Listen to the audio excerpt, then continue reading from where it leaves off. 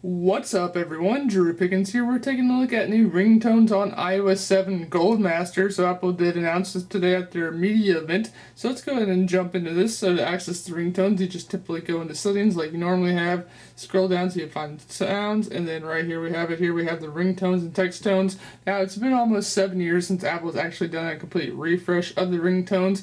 So it's nice for a little change with this new operating system. So let's start from the beginning and work our way down.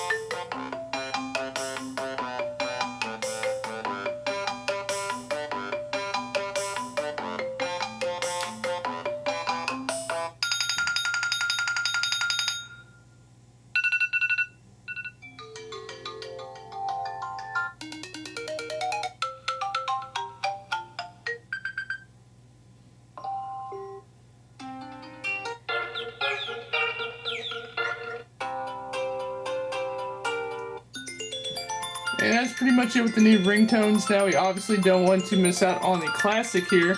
So if we jump into here, here's pretty much all the standard classic that we've seen since the original iPhone. So that's kind of cool. Down here we have our alert text tones.